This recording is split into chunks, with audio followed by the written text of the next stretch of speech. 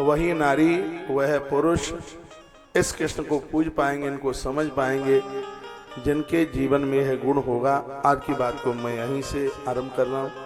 नारी के पास इतनी चीजें होनी चाहिए, पुरुष से भी पहले नारी के पास। नारी घर की गृहिणी है, घर की मालकिन है।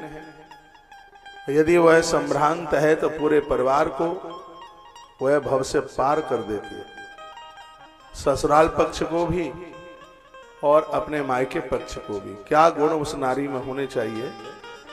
बेटियां भी बैठी हैं, कल वयस्क होंगी, सयानी होंगी, बड़ी होंगी, ससुराल पहुंचेंगी, उनके पास बहुत जिम्मेवारियां होंगी। इस बात को सुन लीजिए।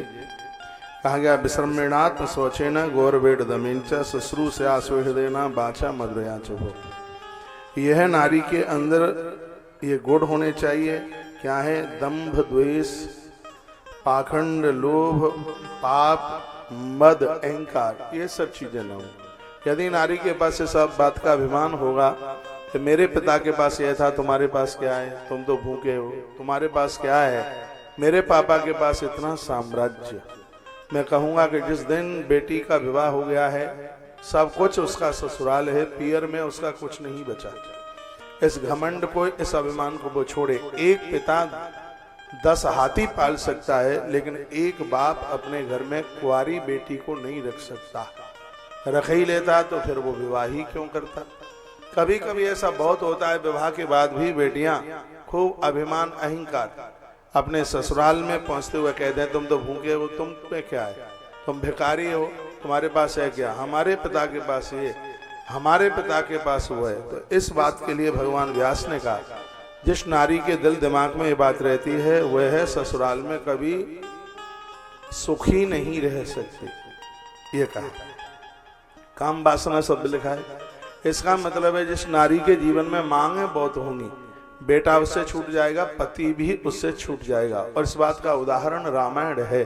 माता कैकेयी ने निरर्थक मांगे रखी जिसका कोई मतलब नहीं था, तो महाराज दशरथ भी दुनिया छोड़ के चले गए और भरत ने भी अपनी माँ का त्याज्य ही कर दिया। इसलिए कभी भी ऐसी मांगे मत रखिए जो मांगे पति के द्वारा पूरी नहीं की जा सके।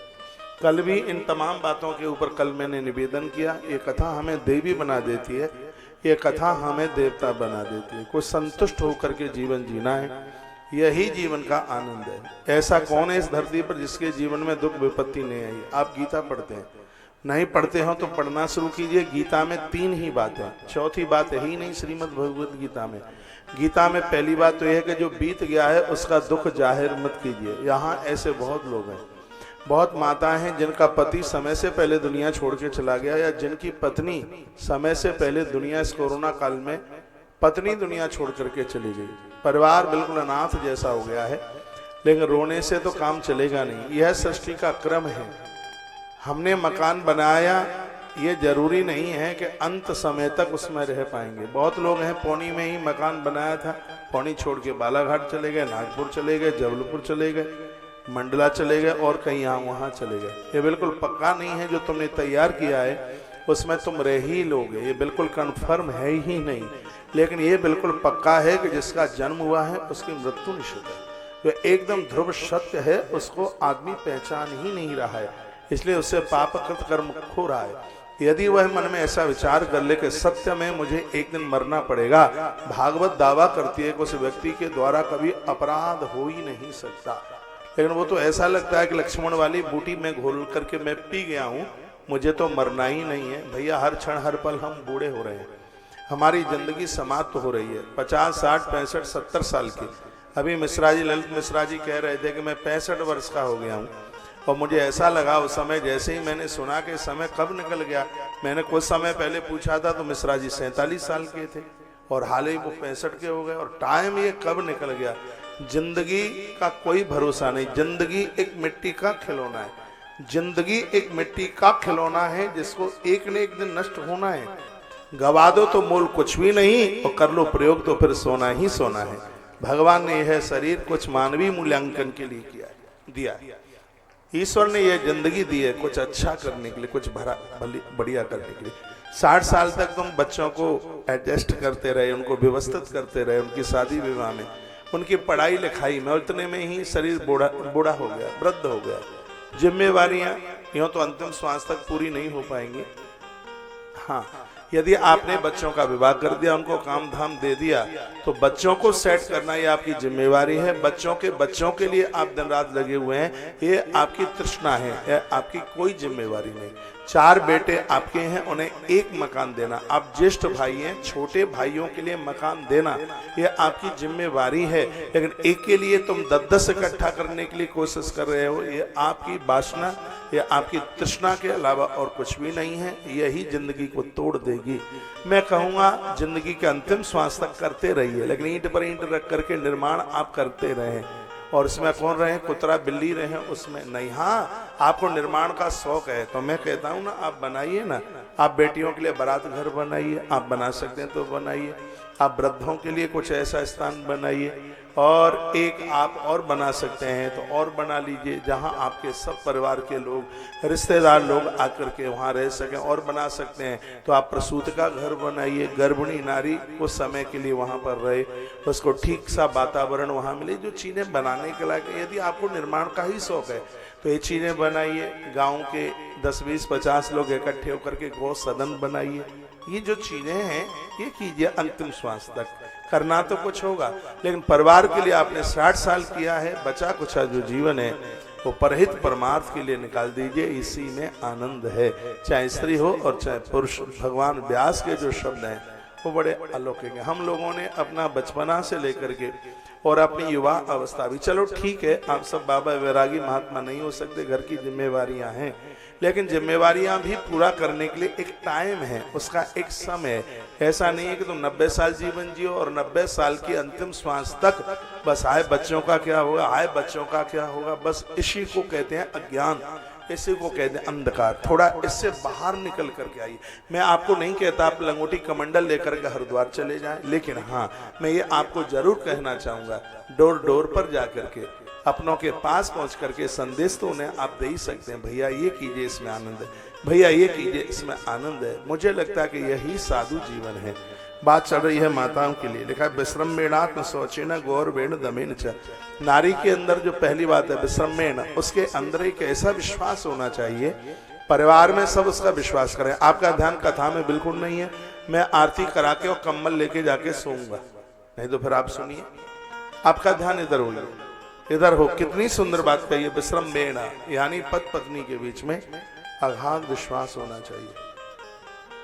दोनों एक दूसरे के हृदय को जीत करके रहे। बुढ़ापा वृद्धावस्था आ रही है, मैं तो 2 दिन बाद आपके बीच में से चला जाऊंगा। ये जरूर कहूंगा जब आपका बंटवारा हो तो आप बच्चों के पक्ष में नहीं, ये नहीं कि मम्मी एक तरफ हो जाए और पापा एक तरफ हो जाए, बिल्कुल भी नहीं, कभी भी नहीं, ऐसा बिल्कुल भी मत करना। इन बच्चों को, जो आज युवा हैं, शादियां हो गई हैं, बच्चों को भी बच्चे हो गए हैं, ये बिल्कुल भूल जाइए, उन्हें आपकी जरूरत नहीं पड़ रही है।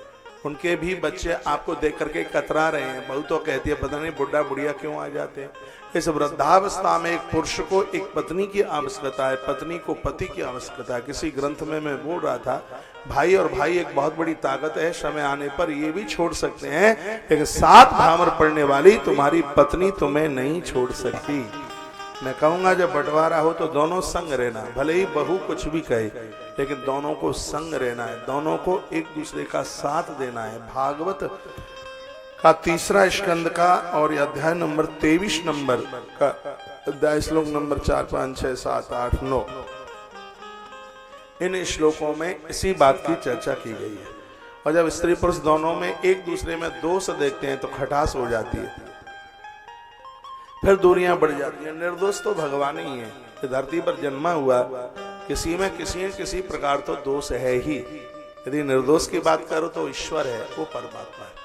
आजकल ज्यादा तरह से ये माताएं बहुत जल्दी बच्चों की तरफ भागती हैं, क्योंकि ये चापलूसी ज्यादा करती हैं। बहू थोड़ा पूछती रहेगी तो चापलूसी, और कभी कभी तो बच्चों के साथ मिलकर उस आदमी को जो 40 साल नौकरी उसने करी, पूरा अपना जीवन खपा दिया, तो क्या कहते हैं, बेटा तेरे पापा के संग मैंने कैसे जीवन काटा ये तो मुझे पता है, लेकिन जब तुमने 5,500 की कही तो वो 6,000 की लेके आया, लेकिन वो यही कहेगी बच्चों को खुश करने की। माँ जी आप बिल्कुल सही कह रहे हैं, पापा तो अपने भाइयों के लिए करते रहे, उन्होंने आपके लिए किया ही क्या है, वो उस बात का समर्थन करती है। और ज्यादा तरह से यही होता है। मेरी बात को ठीक बारीकी से आप समझ रहे हैं तो मैं भागवत जी के सिद्धांत के साथ बोल रहा हूँ। इस अवस्था में सब कुछ करना, पत्नी पति का साथ और पति पत्नी का साथ न छोड़े, इस उम्र में आपकी जरूरत है। अब प्रमाण रामायण का लीजिए।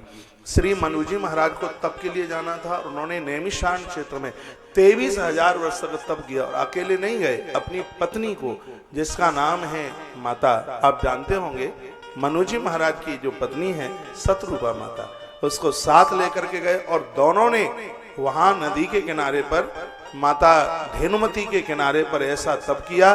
स्वयं भगवान नारायण प्रकट हुए और कहा कि तुम दोनों के प्रेम को मैं प्रणाम करता हूं, और प्रणाम ही नहीं, अगले जन्म में तुम दशरथ और कौशल्या, पूरे जीवन में तुमसे झगड़ा नहीं होगा, और जो माता पिता झगड़ते नहीं है उसी के घर का मैं बेटा बन करके आ जाता हूं। और भगवान उनके पुत्र राम बन के आ गए। और ये बोला था अकेला नहीं आऊंगा, धर्म को लेके आऊंगा जो भरत बनेगा, वैरागी को लेके आऊंगा जो लक्ष्मण आके बनेगा, और अर्थ को स्वयं उठाकर लेकर के आऊंगा जो तुम्हारा पुत्र शत्रुघ्न बनेगा, और वेद जिसको ईश्वर कह करके पुकारते हैं, मैं तुम्हारा पुत्र राम आकर के बनूंगा।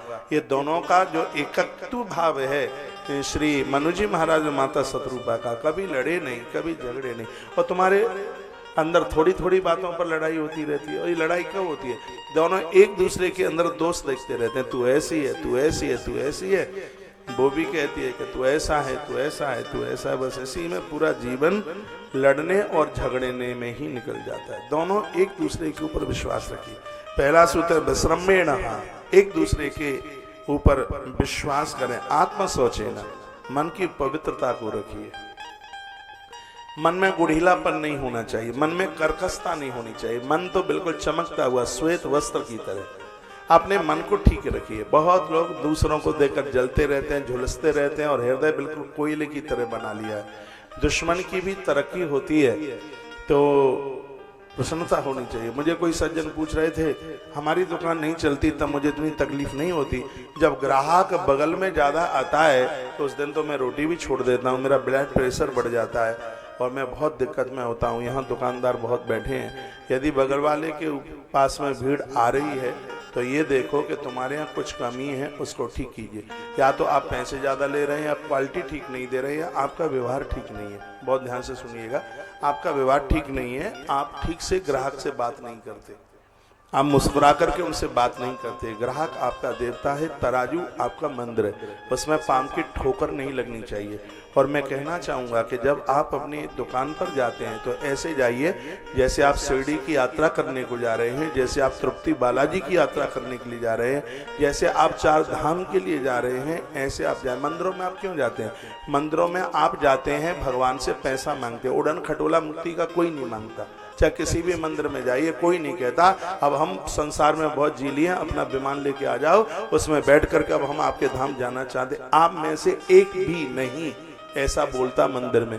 मंदिर में तो सब कहते हैं सुख संपत्ति घर आवे, बीमार हो रहे हैं, कष्ट मिटे तन का, ओम जय जगदीश हरे। ज्यादातर से आप यही तो बोलते हैं। जब मंदिर में आप जाते हैं पैसा मांगने के लिए तो आपका कारोबार, आपका व्यापार भी तो आपको धन देता है, आपका कारोबार आपको पैसा देता है।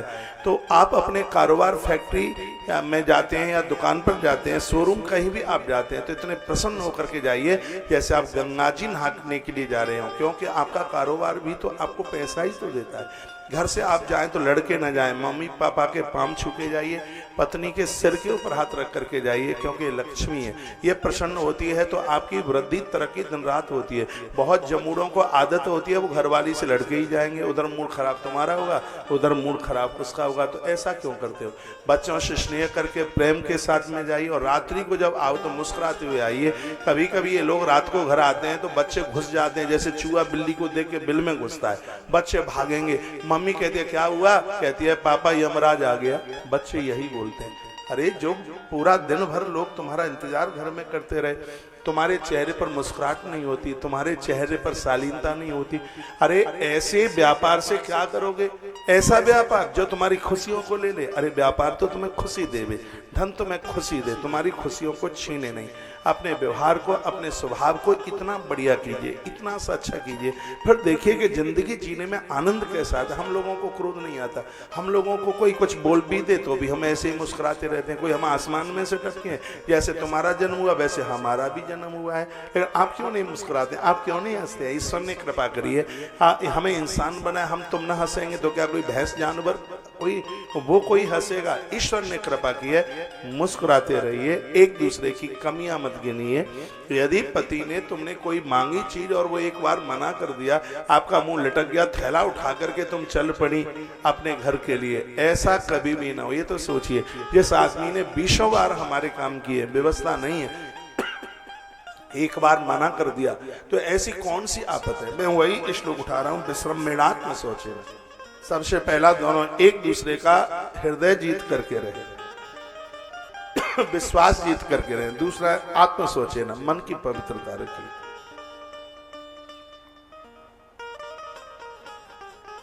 मन की पवित्रता, मन पवित्र हो, क्योंकि भगवान को निर्मल मन ही प्रिय। आइए रामायण की एक चौपाई बोलो। माताओं, पानी पिलाने में मत लगे रहो, पानी पी के आया करो, कल से पानी नहीं पीने देंगे। आप तो हमसे 20-22 साल से पुराने जुड़े हैं, कथा में ना पानी पीते ना पीने देते। अभी तो मार्च है, हम तो मई जून में नहीं पीने देते। हाँ, यदि ज्यादा प्यास लगती है तो अपनी बोतल अपने संग लेके आइए, और मैं इधर उधर देख रहा हूँ तो वचक से पी लीजिए, मेरी निगाह ना पड़े। और तुम में से 2 बाई खड़ी होकर के पानी पिलाएंगी तो फिर उसमें मुझे दिक्कत होगी, ठीक है? अपनी अपनी जगह पर बैठिए और मानस की एक चौपाई मेरे साथ बोलिए। निर्मल मन जन सो मोहि पावा, निर्मल मन जन सो मोहि पावा, मोहि कपट छेद्र न भावा।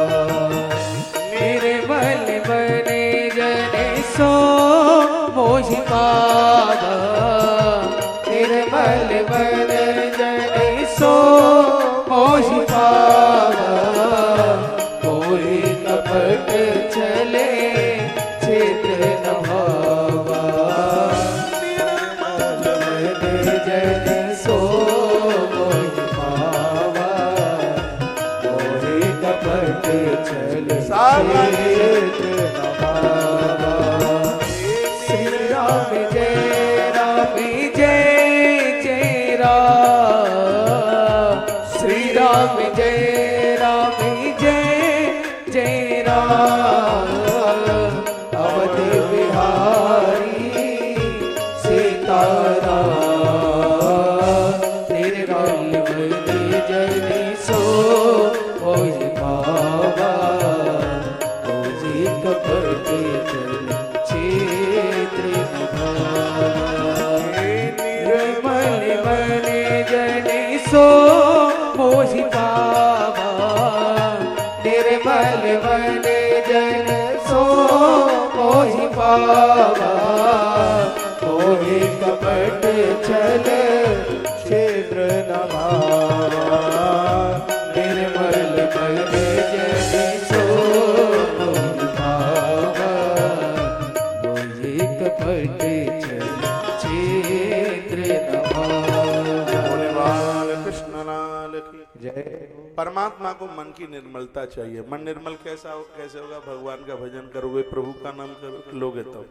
तन की शुचिता शुद्धता कैसे है? सेवा करने से। आप भाग्यशाली हैं, आपके घर में यदि वृद्ध है तो। वो कितने भाग्यशाली हैं जो ये इस पंडाल में रोज झाड़ू लगा रहे हैं। अब तनख्वाह वाले लोग बुला करके पंडाल साफ कराते हैं, तो ये कोई भाग्य की बात नहीं है। समिति का नाम है महिला मातृ शक्ति मंडल का नाम है भाग्यशाली मंडल, तो इसको स्पेशल भाग्यशाली कीजिए। आप पैसा खर्च के पंडाल साफ करवा दें। कभी गुरुद्वारों को देखिए, कभी उन सिख भाइयों के आयोजनों को आप देखिए, कितना सेवा का भाव है।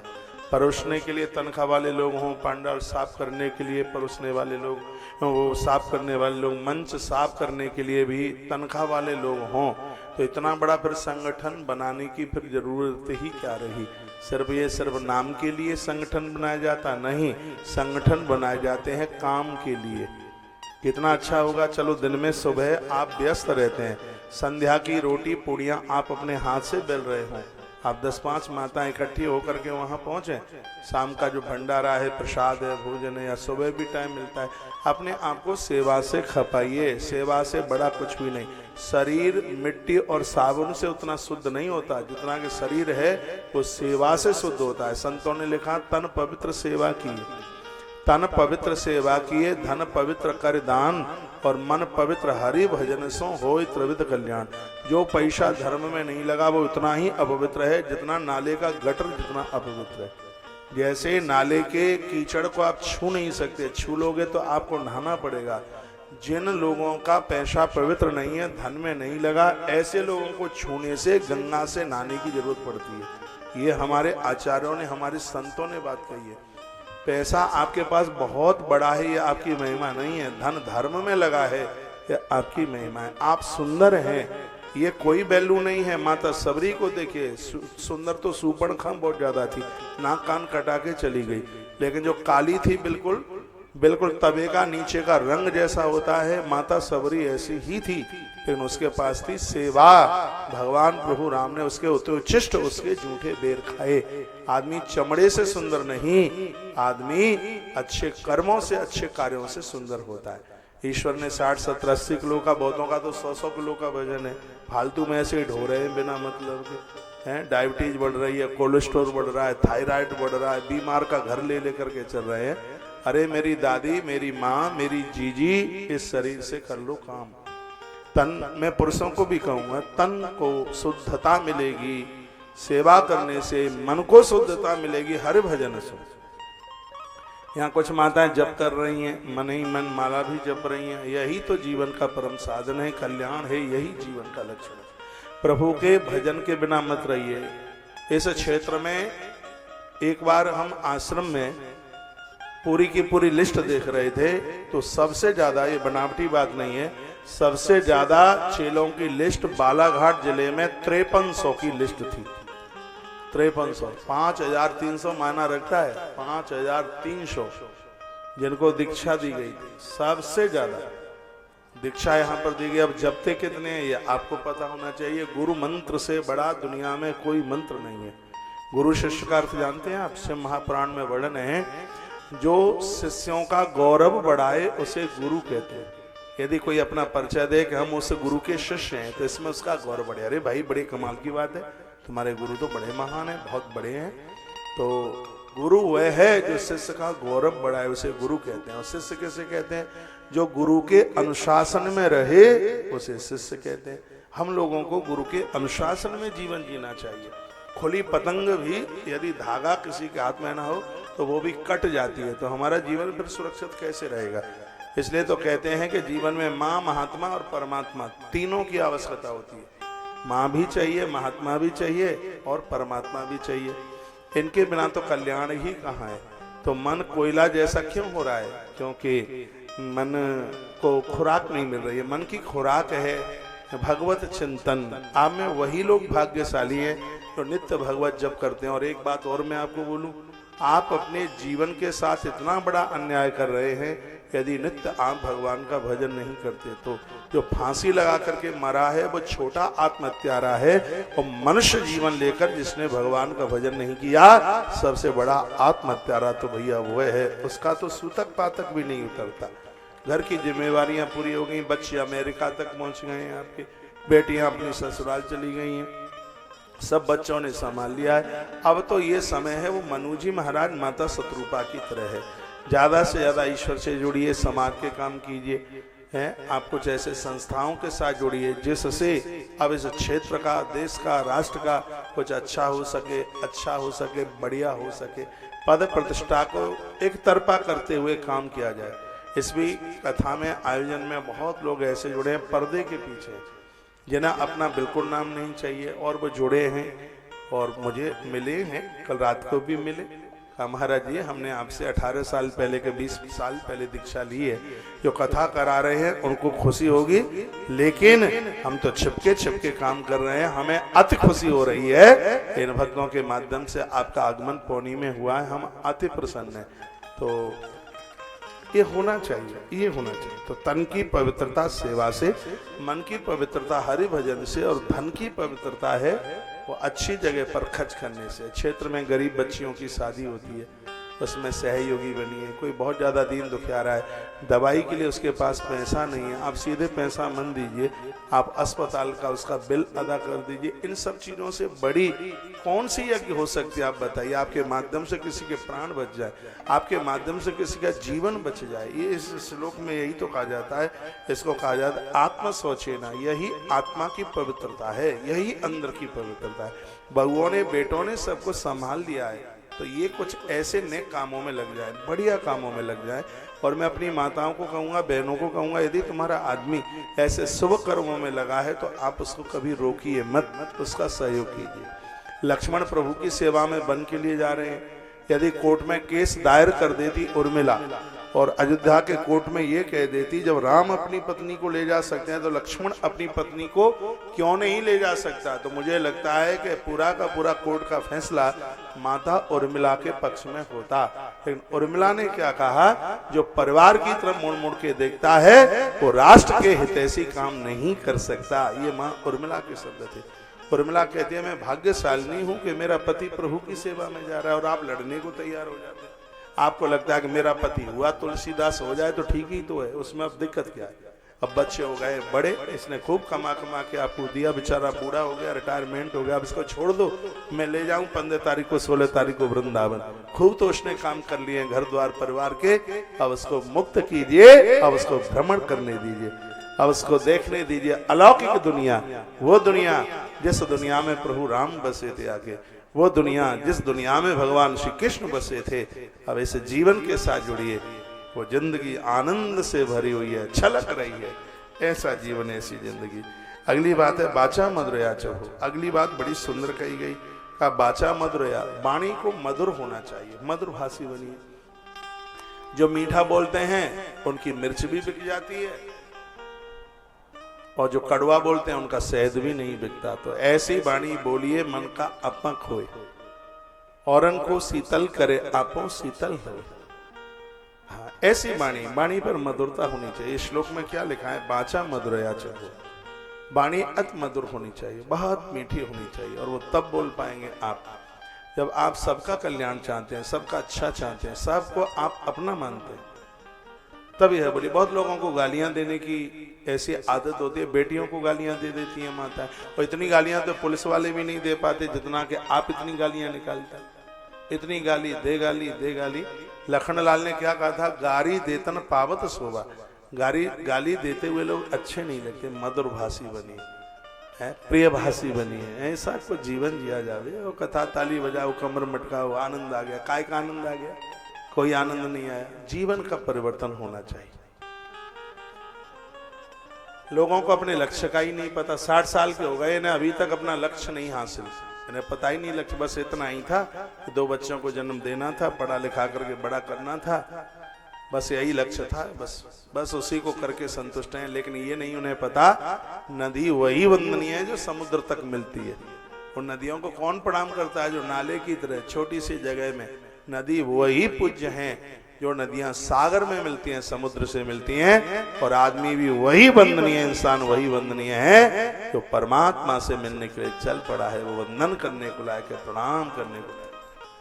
तो नदी का लक्ष्य है उसे समुद्र से मिलना है, और हमारा और आपका लक्ष्य है कि संसारीय कर्मों को पूरे होते हुए हमें भगवान से मिलना ही है, ये लक्ष्य। इसको बिल्कुल भी मत भूलिए, वाणी को मधुर कीजिए। आपकी वाणी से आपके अड़ोसी पड़ोसी, सास ससुर बहू बेटा सब प्रसन्न हो। वाणी को इतना मधुरतम कीजिए, इतना मधुर कीजिए। और फिर क्या कहा गया, गौर वेणा, ऐसे काम कीजिए जिसमें परिवार की नाक ना कटे, ऐसे काम कीजिए जिसमें इज्जत का मस्तक ऊंचा हो जाए, ऐसा जीवन जीना। ये सब माता देवहूति के अंदर ये सब लक्षण थे, तभी तो भगवान कपिल आकर के पैदा हो गए थे, प्रकट हो गए थे। नारी ऐसा काम करे जिससे उसका गौरव बढ़े, ऐसे काम करे। माँ लक्ष्मीबाई, माँ दुर्गावती, अहिल्याबाई, माँ जानकी, पराम्बा पार्वती, ये देवियां, इनके माध्यम से इस धरती पर उनके माता पिता का गौरव बढ़ा है। बेटियां हो, माँ हो, पत्नी हो किसी की, तो उसका जीवन तो ऐसा ही होना चाहिए, उसके द्वारा गौरव बढ़े। साल में एक आध बार आंख के ऑपरेशन का, यहाँ बड़ी संभ्रांत माताएं, ऐसी ऐसी यहाँ माताएं बैठी हुई हैं जिनका आदमी लाखों रुपया महीना कमाता है, और कभी कभी उनकी जेब में से आप पैसा भी निकाल लेती हैं, मुझे ऐसा भी पता है।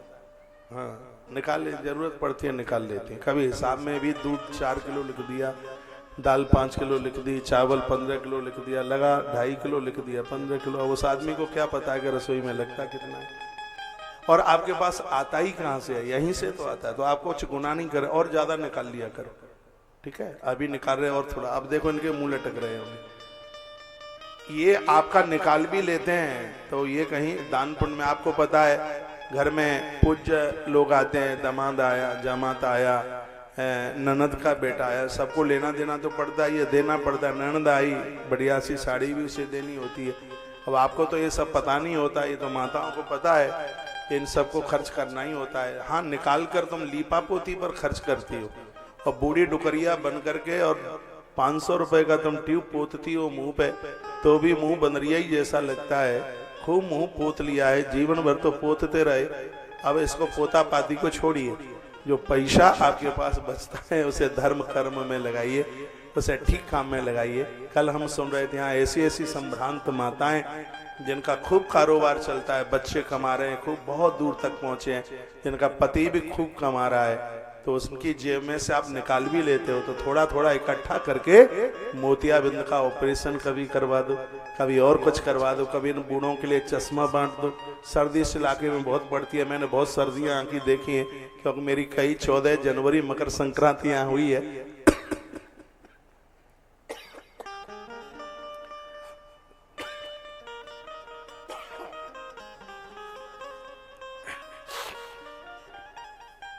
जो जरूरतमंद लोग हैं उनके लिए आप कीजिए। अपने पति को कहिए कि हमारे लिए आप साड़ी मत लाइए, और आपके पास साड़ियां भी बहुत हैं। मैं देख रहा हूं कल आपने 2 तरह के कपड़े पहने, सुबह कथा में थे तब कुछ और था, दोपहर सुबह थे तब कुछ और था, दोपहर में कल यात्रा में थे तब कुछ और ही थे, और रात को हमें मिलने को आए तब भी आप कुछ दूसरी ही ड्रेस पहनी हुई थी। लेकिन हमने आपके आदमी को देखा, वो भी हमें लेने गया एयरपोर्ट, तब भी वो वही कपड़ा था, कथा में था तब भी वही था, और रात को हमें मिलने के लिए आया तब वही था। तो खर्च हम सब चीजें देख लेते हैं, क्या हमें पता नहीं है? आप 4 बार बदलते हैं, और वो बेचारा एक ही कपड़े को 4 दिन पहनता रहता है। तो खर्चा तो सच में आपका ज्यादा है, बहुत आपके बक्से भरे पड़े, टरंक भरे पड़े, तो उसमें से अब आप थोड़ा। और देखिए, पहले कपड़ों को सुरक्षित रखने के लिए उसमें एक गोली रख दी जाती है, उसको कपूर की गोली कहते हैं, मालूम है आपको? जिससे कीड़े खाते नहीं थे कपड़े को। लेकिन आजकल तो कीड़ों ने भी कपड़ा खाना बंद कर दिया, क्योंकि उन्हें पता दांत तोड़वा लो, माई के पास साड़ियां इतनी है, कितना काटूं मैं, तो उसने भी काटना ही बंद कर दिया है। तो आपके पास जो, उससे कुछ शुभ कीजिए, अच्छा कीजिए, बड़ी आशा कीजिए। मंदिर बहुत बन रहे हैं, कोई कमी नहीं है, पुरुष बनवाते रहेंगे। और भी कुछ हैं उसमें, आप गरीबों के लिए, दीनों के लिए, जो बिल्कुल असमर्थ लोग हैं, जिनके बच्चे धन के अभाव में पढ़ नहीं पा रहे हैं। पूज्य स्वामी विवेकानंद जी महाराज जी इस बात के ऊपर बहुत जोर देते थे, मैं भी उनका दास हूँ, मैं भी उसके ऊपर बहुत जोर देता हूँ। आप यह जरूर कीजिए, किताबें बांटिए, संतों की किताबें वो बांटिए। वो एक पूज्य आसाराम बापू जी की इतनी अच्छी किताब थी, बहुत समय मैंने पढ़ी थी, युवा धन, बहुत अच्छी किताब थी युवाओं के लिए, युवा जीवन को कैसे बचाया जा सकता है, ऐसी किताबें। पूज्य श्री राम शर्मा जी ने युग प्रवर्तक हुए, कितनी किताबें छापी। जो गरीब असमर्थ लोग हैं वो कभी खरीद नहीं सकते। गीता प्रेस ने पूज्य राम सुखदास जी महाराज जी की कितनी किताबें छापी है। तो ये सब वितरण कीजिए, सब बांटिए, जो करने के लायक है वो आप जरूर कीजिए। इसमें यदि ऐसा हुआ है तो भगवान ही तुम्हारे घर में कोई न कोई रूप धारण करके प्रकट हो जाएंगे, आकर के चल के आ जाएंगे। माता देवहूति के अंदर इन गुणों को बताया जा रहा है। बात समझ में आ रही है कि नहीं है? तो इधर देखिए, देख रहे हैं कुर्सी कौन उठा रहा है, कौन बिछा रहा है, इधर देखिए, इधर देखिए। आगे की बात कही, दमेन, चाहे इंद्रियों का निग्रह कीजिए, इंद्रियों को अपने काबू में कीजिए। इंद्री बड़ी बदमाशी करती है, हाल बिल्कुल घोड़े की तरह है, हरी घास दिखाई दे तो भागे घोड़ा, लेकिन घोड़े के लिए लगाम और सारथी दोनों की जरूरत है। तो बुद्धि लगाम है और मन इसका सारथी है। तो बुद्धि और मन ये दोनों पवित्र ना होंगे तब तक इंद्रिय रूपी घोड़ों को रोका नहीं जा सकता। भैया ये बंद कर दो, ये इतनी गर्मी नहीं है, ये बंद है, नहीं है बंद।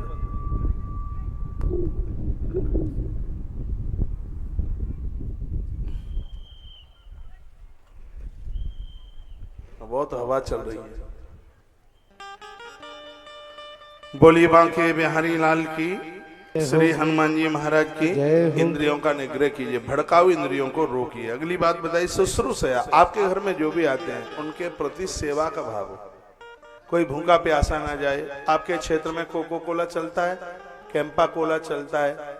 कोको कोला पीने वाले लोग अपने आप को बड़ा रईस समझते हैं, कहते हैं अरे हमने कोको कोला लोगों को पिला दिया, इसको बिल्कुल बंद करो।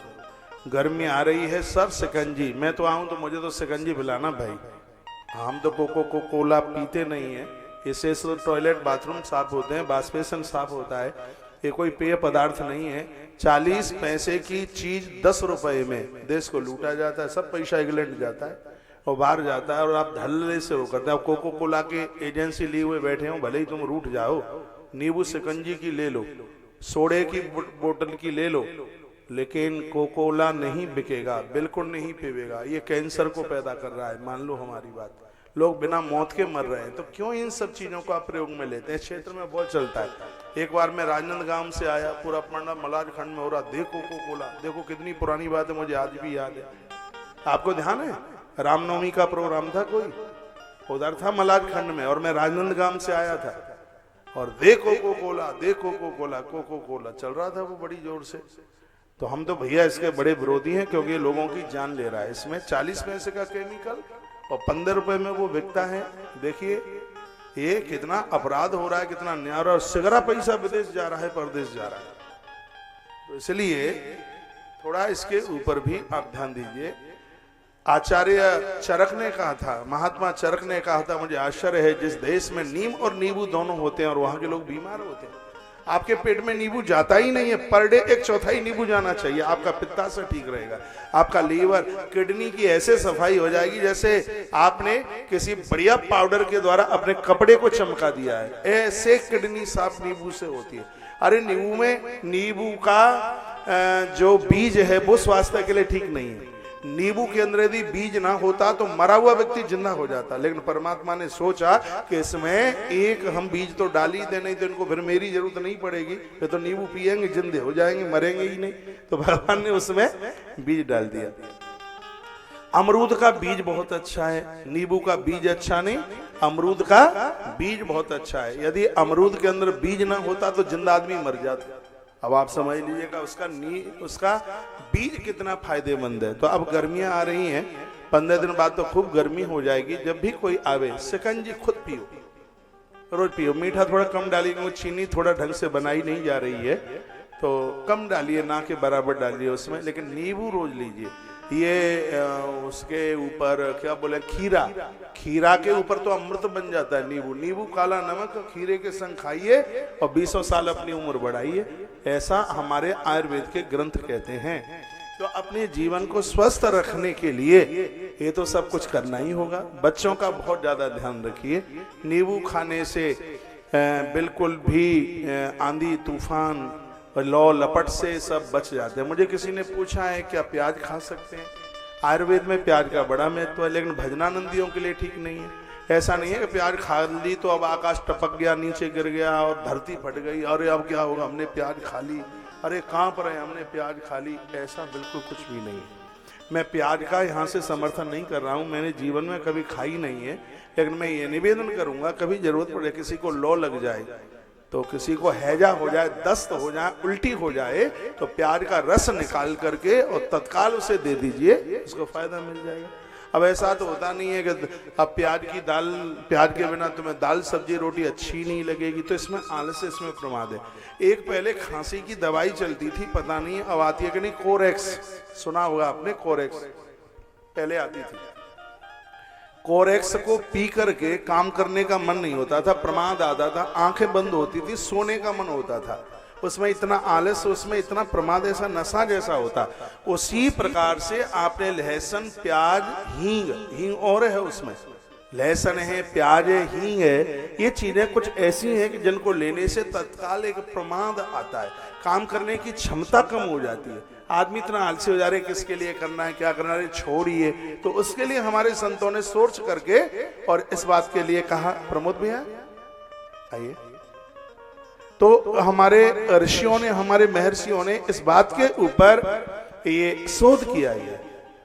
तो इसको आप एकदम उसके आप आदि बन जाए, वो तो बिल्कुल ठीक नहीं है। कभी दवाई दूरी की हिसाब से आप ले लेते हैं तो बिल्कुल भी गुनाह नहीं है। फिर उसमें एक बार जयकारा लगाएं, बोलो बांके बिहारी लाल की जय हो, श्री हनुमान जी महाराज की जय हो, जय जय श्री राधे।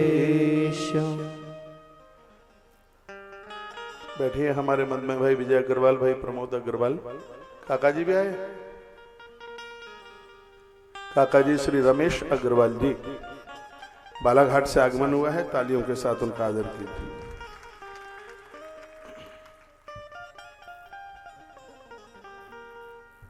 और जो मैं बोल रहा हूं वो सुनिए। क्या लिखा है, विश्रमेणात्म सोचेन गौरवेण दमेन चह। अब प्याज वाले बड़े खुश हो रहे होंगे, अब तो खूब बिकेगी। हाँ बिकेगी, सोई बिकेगी, तो दवाई के तौर पर, औषधि के तौर पर। शुश्रूषया सौहृदय बाछा मधुरया च भो। तो गौरव युक्त काम हो, इंद्रियों का निग्रह कीजिए। और अगली बात कहिए, शुश्रूषया, सेवा का भाव। आपके घर से कोई भूखा ना जाए, सेवा जीवन में निखार देती है, निखार। सेवा सेवा सेवा करते करते व्यक्ति सेवकी हो जाता है। सेवा का इतना बड़ा प्रभाव है। सो हृदय नहा, परिवार को अपना मानिए। मुट्ठी भर जिंदगी ईश्वर ने दी है, किससे लड़ाई, किससे द्वेष, किससे दुश्मनी, किससे बैर, बिल्कुल नहीं। तो ऐसी जो अद्भुत बात है जो भगवान व्यास ने इस ग्रंथ में लिखी है, आनंद होता है। महात्मा करदम ने अपनी पत्नी का बड़ा आदर किया। तुष्टो मध्य तमान भी मान दाया। कभी इस घर वाली का भी आदर करके इससे कुछ अच्छे से शब्द बोल लिया करो। ज्यादातर ऐसे यही बोला जाता है, तेरा बाप ऐसा है, तेरा भैया ऐसा, तेरी भाभी ऐसी, तेरा कुंडवा ऐसा, यही बोला जाता है। लेकिन ये ग्रंथ कहता है कि शुश्रूषया प्रमया प्रमयाच भक्ता। जिस नारी ने अपना पूरा जीवन तुम्हारे परिवार के डेवलपमेंट में खपा दिया है, तुम्हारे 73 पीढ़ी के पुरखे उतर के आ जाए तो भी कर्जा नहीं चुका पाएंगे। जीवन में 3 ही लोग ऐसे हैं जो निस्वार्थ भाव से काम करते हैं, चौथा नहीं है, सिर्फ 3 है। 3 हैं जो निस्वार्थी, स्वार्थी नहीं है। 3 कौन कौन है मैं बता देता हूं। एक शिष्य है जो निस्वार्थ भाव से गुरु की सेवा करता है, जैसे कोई स्वार्थ नहीं है बिल्कुल भी। वो नहीं चाहता गुरु की प्रॉपर्टी मिल जाए, वो चाहता ही नहीं है कि उनका वैभव मिल जाए, वो निस्वार्थ भाव से सेवा करता। और एक है पुत्र, बढ़िया वाला पुत्र, 1 नंबर का। तो माता पिता की सेवा वो प्रॉपर्टी के लिए नहीं करता, वो धन के लिए नहीं करता, वो अपना धर्म समझ के करता है। यहाँ ऐसे बहुत लोग बैठे हैं, मम्मी पापा का कुछ नहीं उन्हें मिला, लेकिन 20 नाखूनों से सब कमाया, फिर भी वो माता पिता को भगवान की तरह नहीं, भगवान ही मानते हैं। क्योंकि एक ऐसा पुत्र है जो निस्वार्थ भाव से माता पिता की सेवा करता है, ये उसका धर्म है। एक तीसरा और है, वो सुन लीजिए, वो है आपकी पत्नी। निस्वार्थ भाव से, दौलत तो उसके पिता के पास बहुत थी, तुमसे ज्यादा थी, हो सकता है, लेकिन उसके पिता ने हाथ पीले किए हैं, विवाह किया, और वो पियर छोड़ करके ससुराल आई। निस्वार्थ भाव से पति के पूरे वंश की सेवा करती है। लेकिन वो बड़ी उल्टी बुद्धि वाले जो कहते हैं मैं 3 लाख कमाता हूं इसलिए तुम मुझसे जोड़ी है, इसलिए तू मेरा मान करती है, आदर करती है। ये बहुत छोटी बात है, ये कभी नहीं हो सकता। नारी पूरा जीवन अपने ससुराल पक्ष के लिए निकाल देते। शुश्रूषया प्रमया प्रमाच। कभी उस नारी के किए गए कार्यों की आप बड़ाई भी कीजिए, उसकी आप प्रशंसा कीजिए, तो दिन रात आपके परिवार के लिए लगिए। छुट्टी वाले दिन आपकी छुट्टी भी हो जाती है, उस दिन वो और ज्यादा व्यस्त हो जाती है। सब लोग अपना अपना मीनू पकड़ा देते हैं। मम्मी आज हमें पकौड़ा चाहिए, आज हमें लपसी चाहिए, आज हमें ये चाहिए, आज हमें वो चाहिए। रात को 11 बज जाता है सबका मीनू पूरा करते करते। सबको जमाती है, सबका ख्याल रखती है। रात के 11 बजे पानी पी के सो जाती है। कुछ बचा नहीं रसोई में, कोई भी किसी ने उसे ये नहीं पूछा माँ तूने दिन भर सबका मीनू पूरा किया है कि तूने भी कुछ खाया पिया है कि नहीं, एक भी कोई पूछता नहीं। उस नारी का इतना बड़ा त्याग है। तो महात्मा करदम अपनी पत्नी का बड़ा आदर करते हैं। इस ग्रंथ में लिखा है जिस घर में नारी का आदर होगा भगवान वहीं आकर के प्रकट होंगे। इसलिए भगवान कपिल यहाँ इस कुटिया में आके प्रकट हुए। और मैं बहुत आनंद और आग्रह के साथ कहूंगा कि घर में स्त्रियों को, माताओं को कभी लड़ा मत करो, उन्हें गाली गलौज मत किया करो। ये भी किसी की बेटी है, ये घर परिवार सब कुछ छोड़ छाड़ के आई, जिसने पूरा जीवन तुम्हारे और तुम्हारे कुनबे के लिए समर्पित कर दिया है। उसे भी तुम्हारे मुख से निकले हुए दो प्यारे से उसे भी शब्द उसे चाहिए, वो तुमसे सुनना चाहती है। वो 10,000 साल तक इस नारी ने अपने वृद्ध पति की सेवा की, अपने बूढ़े पति की। नारी का तो पता तभी लगता है, उसके हुनर का, उसके अंदर के गुणों का, उसकी सहनशीलता का तभी तो पता लगता है कि पति के ऊपर कोई आफत आ गई हो, बीमार हो गया हो, एक्सीडेंट हो गया। ऐसे समय में यदि उस नारी ने अपने पति का संग नहीं छोड़ा, नहीं तो कोरोना में बहुत बहनें छोड़ के चली गई थी अपने आदमी को, वो कोरोना में बीमार हो गया। ठीक हो जाए तो फोन कर देना, नहीं तो जय सिया राम। अब वो जब ठीक हो गया तो मुझे फोन किया और कहा कि महाराज जी ऐसी ऐसी बात थी और वो तो मुझे छोड़ करके चली गई थी। आगे अब तो लगता ही नहीं कि तुम बच जाओगे, छोड़ छाड़ के चली गई और अब मैं तो ठीक हो गया बिल्कुल, फिर कमाने धमाने लगा और अब फोन करती है कि मुझे लेने के लिए आ जाओ। अब आप बताओ कि अब मैं लेने को जाऊं कि नहीं जाऊं। अब हम लोग तो बड़े सीधे साधे लोग हैं, हमने कहा लेके आ जाओ, फिर तभी तो पता लगेगा कि तुम में और उसमें अंतर कितना है, तभी तो पता लगेगा। और ऐसा बहुत हुआ है। मैं एक बार फिर निवेदन करूंगा इस पवित्र व्यासपीठ से, पति और पत्नी एक नई युग का निर्माण करते हैं। पूज्य आचार्य श्री राम शर्मा जी ने अपने शब्दों में ये बात कही, पति और पत्नी ही हैं जो ईश्वर को अपने धरती पर आके बेटा बना देते हैं। इसलिए लड़िए मत, कभी झगड़िए मत, एक दूसरे का आदर कीजिए, एक दूसरे की प्रशंसा कीजिए। आपका जीवन कितना ऊपर जाता है, आपकी कितनी तरक्की होती है, आपका कितना उत्थान होता है, ये आप करके देखिए। 24 घंटे में से कभी थोड़ा बहुत पास पास भी बैठिए, अपने दिल की बात कहिए, सुनिए। देखिए पैसा कमाई है, आज का युग अर्थ प्रधानित युग है। बिना पैसा के रिश्तेदार नहीं पूछता है, समाज के लोग नहीं पूछते। लेकिन अब ऐसा तो नहीं होता है, सब्जी में नमक हो, पूरी नमक ही नमक हो तो साग फिर खाने के लायक नहीं होता। जब आपका ध्यान पूरा पैसे के ऊपर होता है तो रिश्तेदार तुमसे छूटते हैं, माता पिता तुमसे छूटते हैं, ससुराल तुमसे छूटती है, मामा का घर तुमसे छूटता है, जो अपने परिवार की तरह है मामा का घर, और वो आपसे छूट जाता है। बस आप इतने व्यस्त हो गए, आपको टाइम ही नहीं है। 24 घंटे का एक इंडेक्स बनाइए और उसको बांटिए, 4-4 घंटे में, 6-6 घंटे में बांट दीजिए। 6 घंटा रोज मेहनत कीजिए। यदि आप 6 घंटा कमाते नहीं हैं, आप प्रकृति के साथ एक बहुत दुर्व्यवहार कर रहे हैं।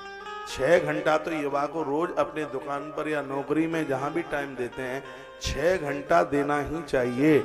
यदि आप 6 घंटा अपने व्यापार को समय नहीं देते और अपना परिवार आप चला रहे हैं धड़ल्ले से, तो आप बपन उल्टी, जो मुंह से जो उल्टी होती है, हमारे महापुरुष कहते हैं ये उसके चाटने के बराबर है। 6 घंटा तो आपको टाइम कम से कम देना ही है। धर्म दूसरा, पहला 6 घंटा पूजा पाठ के लिए, मठ मंदिर जाने के लिए, तीर्थ यात्रा के लिए, पूरी जिंदगी में 6 घंटे का एवरेज आ जाए। 6 घंटा कमाने के लिए, 6 घंटा परिवार के लिए और 6 घंटा शयन के लिए। आपकी नींद पूरी नहीं होगी तो आप बीमार हो जाएंगे, आप टूट जाएंगे। डायबिटीज सिर्फ मीठा खाने से ही नहीं बढ़ती, भूखे रहने से डायबिटीज बढ़ती है, और नींद पूरी नहीं होती तो भी डायबिटीज बढ़ती है। आप ज़्यादा टेंशन करते हैं तो भी डायबिटीज बढ़ती है। 3 कारण मधुमेह के हैं, मैंने किताबों में पढ़ा है, ग्रंथों में पढ़ा है। एक तो तुम ज़्यादा भूखे रहते हो, टाइम पर तुम नाश्ता वगैरह नहीं करते। ज़्यादातर से आज माताओं को डायबिटीज हो रही है क्योंकि तुम 12-1 बजे तक भूखी पोंछा लगाने में, जाले उतारने में लगी रहती हो। खूब चकाचक खाओ, भले ही सास तुम्हारी रोटी गिने, लेकिन खाने में बिल्कुल पीछे मत रहिए, क्योंकि वेश मजबूत होना चाहिए। जब शरीर मजबूत ही नहीं है तो काम धाम आप करेंगे कैसे। तो इस बात का आप जरूर ध्यान रखिए और बिल्कुल टेंशन मत करो। ये गाली दे 100 बार, शादी में गाली समधी को मिलती है, वो तो बुरा मानता ही नहीं है, आप बुरा क्यों मानते हैं? इनकी तो आदत में है, ये देते रहे। बिल्कुल तरुण सागर जी महाराज, जिनको कड़वे प्रवचन के नाम से जाना जाता है, किसी व्यक्ति ने कहा कि ये मुझे गाली बहुत ज्यादा देता है, तो उन्होंने कहा गलती तो तेरी है, ये गाली देता है तो तू लेता क्यों है? ये देता रहेगा, तू मत लेना, तो देते देते हार जाएगा। ये घर में जो ये तुम्हें कुछ बोलते हैं तो आप लो ही मत, वो आज देगी, कल देगी, परसों देगी, अदर से चुप हो जाएगी, कहेगी कि इस बहू के ऊपर तो मेरी गालियों का कोई फर्क ही नहीं पड़ता, वो शांत हो जाएगी। एक तो टेंशन मत करो बिल्कुल भी, और एक समय पर खाओ और एक नींद पूरी करो। इसको नींद पूरा नहीं कहते कि 10 बजे तक आप सोते हैं, 9 बजे तक आप सोते हैं, रात्रि को समय से आप नहीं सोएंगे तो सुबह आप समय से नहीं खड़े हो पाएंगे, बीमारियां आपको घिर लेंगी। शनि महाराज को पूछा था किसी ने, किसने पूछा? कृष्ण ने पूछा। कृष्ण को शनि महाराज ने कहा कि मुझे रहने को जगह बता दो, मैं कहाँ रहूं? शनि ने, ये वृंदावन क्षेत्र में एक स्थान पड़ता है कोकिलावन, शनि ने कहा मुझे रहने को जगह बताओ। अब मैं जहां जाता हूं, जय जय जय हनुमान गोसाई कृपा करो गुरुदेव की नहीं, देह परिक्रमा पीपल की, अब मैं रहूं तो रहूं कहां, मुझे ये तो बता दो। मुझे दूर भगाने के लिए कोई पीपल की परिक्रमा कर रहा है, और मुझे भगाने के लिए कोई कृष्ण चालीसा का पाठ कर रहा है, मुझे भगाने के लिए कोई गोपी गीत का पाठ कर रहा है, मुझे भगाने के लिए कोई हनुमान जी का चोला चढ़ा रहा है, अब मुझे भगाने के लिए कोई गंगा जी में जौ बो रहा है। अब मुझे बताओ तो सही, मुझे भगाने के लिए कोई महादेव पर समी की पत्तियां चढ़ा रहा है, सगरे मेरे पीछे ऐसे पड़ गए, अब मुझे भी तो कोई रहने को जगह बता दो कि मैं कहां रहूं। तो भगवान श्री कृष्ण ने कहा जो सूर्य उदय के बाद भी बिस्तर पर पड़े रहते हैं, उनकी खोपड़ी पर लद जा, तू जाके तू वहां रह। भगवान ने कह दिया, शनि पीछा नहीं छोड़ेगा बिल्कुल, आंखें गड़ जाएंगी, नीचे सब काला हो जाएगा, बीमारियां बढ़ जाएंगी, सब कुछ फैल हो जाएगा। इसलिए 3 काम और, एक जगने का, सोने का और खाने का, इन तीनों चीजों को मजबूत कर लीजिएगा। पूज्य श्री गुरु नानक देव जी बड़ी अच्छी बात कहते थे, वो संगत और पंगत की बात कहते थे। माता खूब सो रही हैं आनंद से, घर में नींद नहीं आ रही है तो कुर्सी लगा के आराम से सो रही हैं। जय सिया राम, बोलो बांके बिहारी लाल की, हनुमान जी महाराज की। वो कहते हैं संगत और पंगत, पास पास बैठे, पास पास खाएं, देखिए घर में कितना आनंद होता है। तो रात्रि को समय से सो जाइए। वैसे भी कहा जाता है जो 9 बजे सो लेता है उसका जीवन डायमंड, 9 बजे से पहले भी सोना ठीक नहीं है। जो 9 बजे सोएगा उसका जीवन डायमंड, हीरा। 9 बजे सोता है हीरा, 10 बजे सोता है गोल्ड, 11 बजे सोता है पीतल, और 12 बजे सोता है तो 60 रुपया किलो वाला लोहा है फिर, और क्या, बस यही है। यदि अपने जीवन को आप हीरा नहीं बना सकते तो गोल्ड तो बना लो। गोल्ड भी सस्ता नहीं है, 70,000 रुपए का तोला, बिफोर 10 o'clock। कोशिश कीजिए 10 बजे तक आप सो। लेकिन आपके तो घरों में रात को 2-2 बजे तक भोजन चलता है, पचता है नहीं, आग बुझ गई है जठर की, खट्टी डकारे लेते रहते हो, बीमार होते रहते हो, और पैसा सब दे दिया आपने। पैसा 3 जगह जा रहा है, पुलिस थाने में जा रहा है, भले ही पुलिस के सिपाही बैठे हैं, खूब पैसा पुलिस थाने में जा रहा है, एक दूसरे से लड़ाई लड़ते हो, एक दूसरे की खोपड़ियां फोड़ते हो, FIR बिना पैसा के लिखी नहीं जाती, तो झेलो फिर। तो पैसा गया पुलिस थानों में, और पैसा गया वकीलों के पास, और पैसा सिगरा गया डॉक्टरों के पास। तुम्हारे पास तो क्या है, ठन ठन पाल मदन गोपाल, कुछ भी नहीं है। सब बीमारियां, इतनी बीमारियां पाल रखी हैं। 25-25 साल की है बहनें, देखो बिल्कुल है, बिल्कुल ककुड़ी बनरिया की तरह बिल्कुल है। अभी मैं आया था 10 साल पहले, जवान थी बच्ची, देखो ऐसे लग रही है बिल्कुल फरफूटा जैसी। अपने जीवन के ऊपर थोड़ा सा ध्यान दीजिए, नहीं तो सब लुट जाएगा, कुछ भी बचने वाला नहीं है। भागवताकार ऐसा वर्णन करते हैं। माता देवहूति अपने पति की सेवा 10,000 साल करी, अपने पति को ईश्वर माना, उसने अपने पति को भगवान माना। जब नारी अपने पति को भगवान मान लेती है तब भगवान ही उसकी कोख से बेटा बन के पैदा हो जाता है, ईश्वर उसके उदर से पुत्र बन करके आता है। पुरुषों को भी चाहिए कि नारी को वो शक्ति माने, जगदम्बा माने, भवानी माने, फिर जीवन जीने का आप आनंद देखिएगा। तत्पश्चात एक दिन की बात थी, महात्मा करदम ने अपनी पत्नी को कहा हम तुम्हारे ऊपर अति प्रसन्न हैं, तुम हमसे कुछ मांगना चाहो तो मांग लो। सर्व काम दुदम दिव्यम सर्वरत्नी समन्वितम। क्या कहा? नारी का सब रत्न, सब श्रृंगार, सब रुपया पैसा खजाना यही है कि उसके पति की लंबी उम्र हो। ऐसा माता देवहूति ने कहा। आप स्वस्थ रहे, बस और हम क्या चाहते हैं?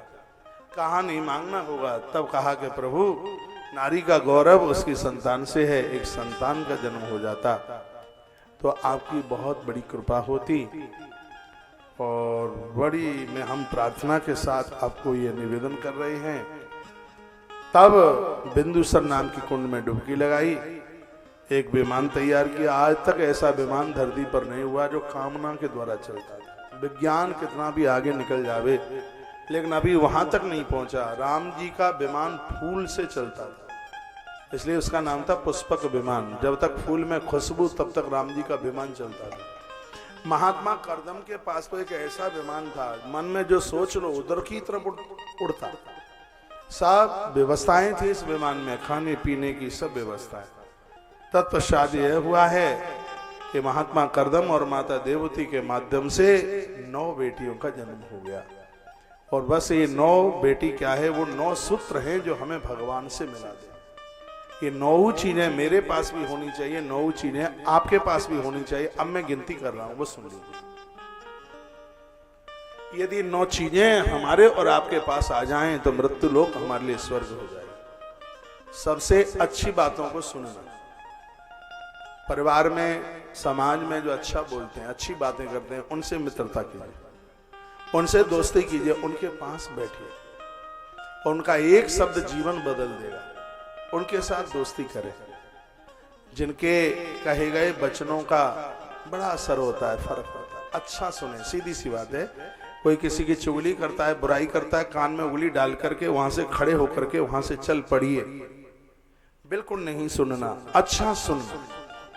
आइए 2 पंक्ति गुनगुनाए। अपनी रसना में अमृत घोल, रसना राधे राधे बोल। अपने जीवन में अमृत घोल, रसना राधे राधे बोल। ये बोल बड़े अनमोल, रसना तू राधे राधे बोल। तो मैं आपको जो 9 बातें बता रहा हूं, उसमें सबसे पहला है श्रवणम। अच्छा से श्रवण करें, अच्छा से सुनें। माताओं, मेरी बहनों, पूरे क्षेत्र से अति मेरी प्रीति है। मैं बूढ़ी माताओं को कहूंगा, अपनी बहुओं की बुराई नहीं सुनना है। राम कृष्ण तुम्हारा घर छोड़ के नहीं जाएंगे, ग्रंथ इसके लिए गवाही है। और आपको भी मैं कहूंगा कि जन्म देने वाली माँ से भी अपनी सास ससुर की, परिवार की बुराई न करें। ये बहुत खोटी आदत है। जेठ जेठानी, देवर देवरानी, ये भूल जाइए। बिल्कुल बिल्कुल आलोचना करना नहीं है, बिल्कुल बुराई करना नहीं है। जो तुम्हारे भाग्य में है उसे कोई ले नहीं सकता, और जो तुम्हारे भाग्य में है उसे कोई, जो भाग्य में नहीं है उसे कोई दे नहीं सकता। इस पर आप विश्वास कीजिए। क्यों आप आलोचना करते हैं? पति और पत्नी दोनों मिलकर संघर्ष कीजिए। ताली मत बजाना, नजर लग जाएगी आपको। पति और पत्नी दोनों एक दूसरे का साथ दीजिए, संघर्ष कीजिए, मेहनत करके, कमा करके, और अपने भवन तैयार कीजिए। फिर वह जीवन भी जीने में आनंद आता है। फ्री फंड में जो मिलता है वो टिकता नहीं है, और जो मेहनत से कमाया जाता है वो मिटता नहीं है। आइए अपनी वाणी में अमृत घोल, रसना राधे राधे बोल। ये शब्द बड़े अनमोल, रसना राधे राधे बोल।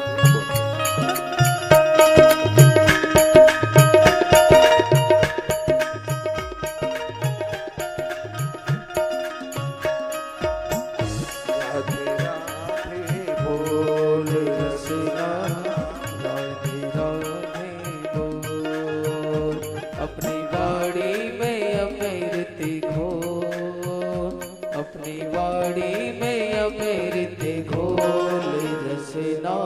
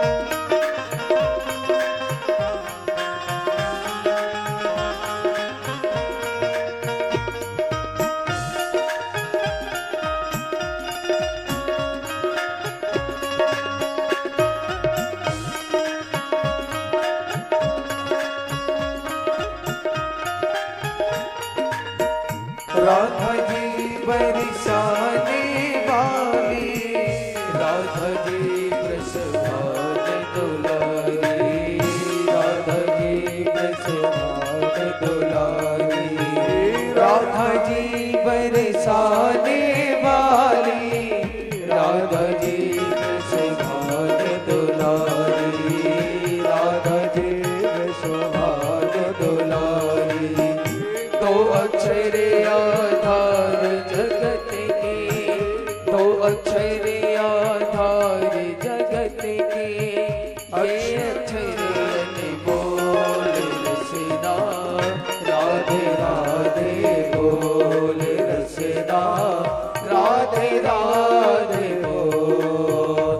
अपनी वाणी में अमृत बोल, अपनी वाणी में अमृत बोल रसना राधे राधे बोल रसना राधे राधे बोल। जय हो, बोलिए राधा रानी सरकार की जय हो।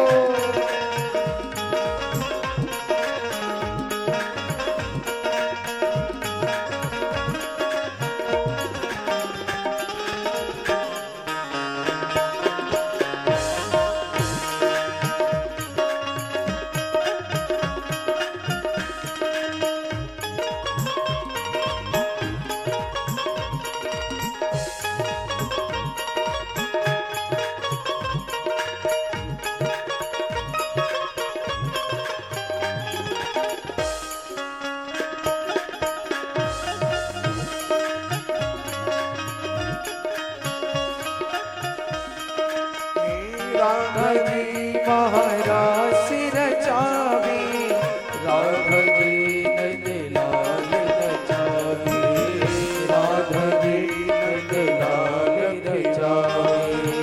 राधा जी महाराज सिर चावे, राधा जी नंद लाल नचावे, राधा जी नंद लाल नचावे। इस छवि को भर के नैन में, इस छवि को भर के नैन में, अंतर के पट खोल रसना राधे राधे बोल रसना राधे राधे बोल।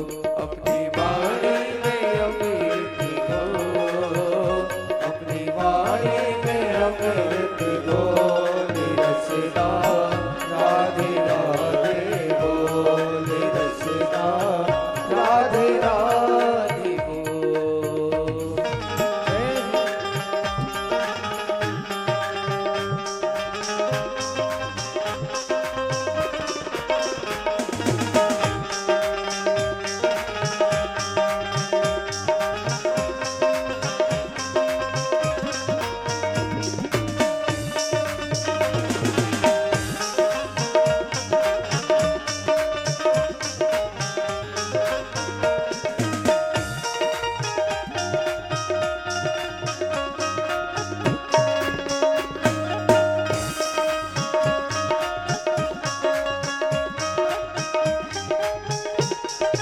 बिन राधा नहीं चले बिहारी, बिन राधा नहीं सजे बनवारी, बिन राधा नहीं सजे बनवारी। ओ बिन राधा नहीं मिले बिहारी, बिन राधा नहीं सजे बनवारी, बिन राधा नहीं सजे बनवारी। इनके चरण पकड़ ले लाला, इनके चरण पकड़ ले बंदे, कौन भटक लगी डोल रसना राधे राधे बोल रसना राधे राधे बोल। अपनी वाणी में अमृत बोल, अपनी वाणी में अमृत बोल रसना राधे राधे बोल रसना राधे राधे बोल। यही बोल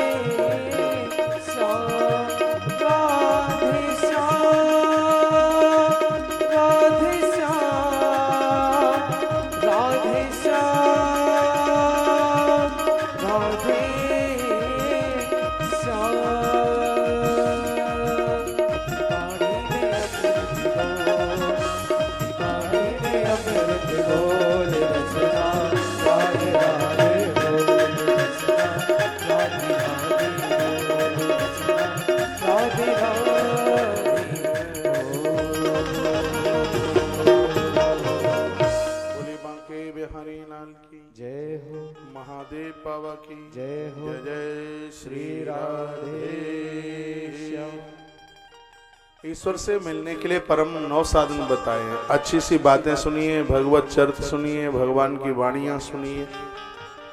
पहला सूत्र है अच्छी सी बातें बोलिए, लोगों को अच्छी चर्चा कीजिए, अच्छी बातें बोलिए। दूसरी बात है कहीं भी तीर्थों में आप जाते हैं तो उसको बार बार स्मरण करते रहिए, ये भी एक बहुत बड़ी भक्ति है। बड़े लोग मिलें, पूज्य लोग मिलें, उनके चरण छूइए, उनके चरण वंदन कीजिए, उनका आशीर्वाद लीजिए।